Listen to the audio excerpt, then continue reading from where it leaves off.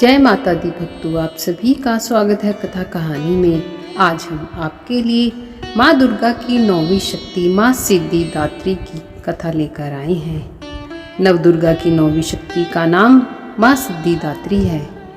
या देवी सर्वभूतेषु माँ सिद्धिदात्री रूपेण संस्थिता। नमस्तस्यै नमस्तस्यै नमस्तस्यै नमो नमः। अर्थ, हे माँ सर्वत्र विराजमान और माँ सिद्धिदात्री के रूप में प्रसिद्ध अम्बे, आपको मेरा बार बार प्रणाम है, या मैं आपको बारंबार प्रणाम करता हूँ।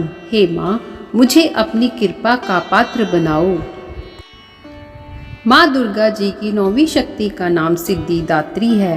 ये सभी प्रकार की सिद्धियों को देने वाली है। नवरात्रि पूजन के 9वें दिन इनकी उपासना की जाती है। इस दिन शास्त्रीय विधि विधान और पूर्ण निष्ठा के साथ साधना करने वाले साधक को सभी सिद्धियों की प्राप्ति हो जाती है। नवरात्रि के 9वें दिन माँ सिद्धिदात्री की पूजा की जाती है। इस दिन माँ को हलवा, पूरी और काले चने का भोग लगाया जाता है।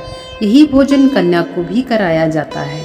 माँ सिद्धिदात्री को सफेद और लाल कमल के फूल पसंद है। आप इस दिन पूजा में माता को कमल का फूल अर्पित कर सकते हैं।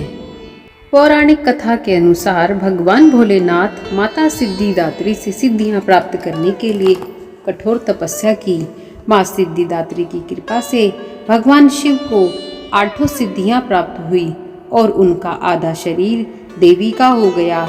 तब से ही वो अर्धनारीश्वर कहलाने लगी।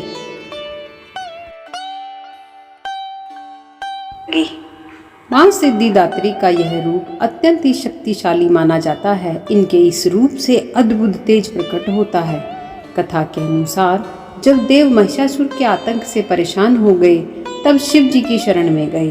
तब वहां पर त्रिदेव ने एक तेज प्रकट हुआ। उसी तेज दिव्य शक्ति का निर्माण हुआ।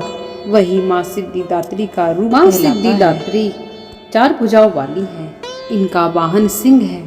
ये कमल पुष्प पर भी आसीन होती हैं। इनकी दाहिनी तरफ के नीचे वाले हाथ में कमल पुष्प है। प्रत्येक मनुष्य का यह कर्तव्य है कि वह माँ सिद्धिदात्री की कृपा प्राप्त करने का निरंतर प्रयत्न करे, उनकी आराधना की ओर अग्रसर हो। इनकी कृपा से अनंत दुख रूप संसार से निर्लिप्त रहकर सारे सुखों का भोग करता हुआ वह मोक्ष को प्राप्त कर सकता है। नव दुर्गाओं में माँ सिद्धिदात्री अंतिम है। अन्य 8 दुर्गाओं की पूजा उपासना शास्त्रीय विधि विधान के अनुसार करते हुए भक्त दुर्गा पूजा के 9वें दिन इनकी उपासना में प्रवृत्त होते हैं। इन सिद्धिदात्री माँ की उपासना पूर्ण कर लेने के बाद भक्तों और साधकों की लौकिक पारलौकिक सभी प्रकार की कामनाओं की पूर्ति हो जाती है। सिद्धिदात्री माँ के कृपा पात्र भक्त के भीतर कोई ऐसी कामना शेष बचती ही नहीं है जिसे वह पूर्ण करना चाहे।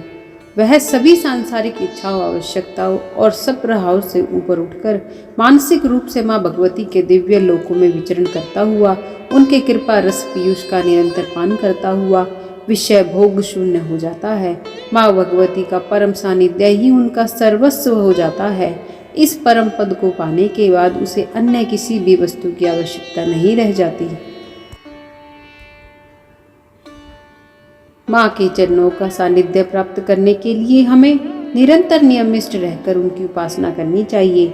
माँ भगवती का स्मरण, ध्यान, पूजन हमें इस संसार की असारता का बोध कराते हुए वास्तविक परम शांतिदायक अमृत पद की ओर ले जाने वाला है।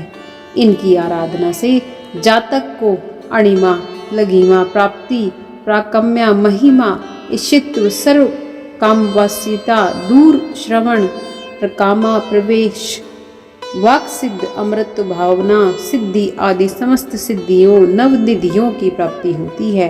आज के युग में इतना कठिन तप तो कोई नहीं कर सकता, लेकिन अपनी शक्ति अनुसार जप, तप, पूजा अर्चना कर कुछ तो माँ की कृपा का पात्र बनना ही है।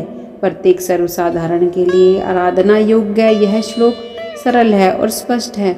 माँ जगदम्बे की भक्ति पाने के लिए इसे कंठस्थ कर नवरात्रि में 9वीं के दिन इसका जाप करना चाहिए। या सर्व देवी भूतेषु माँ सिद्धिदात्री रूपेण संस्थिता। नमस्तस्यै नमस्तस्यै नमस्तस्यै नमो नमः। पूरी जय माता की, जय माँ सिद्धिदात्री, जय नवदुर्गा, जय अम्बे माँ।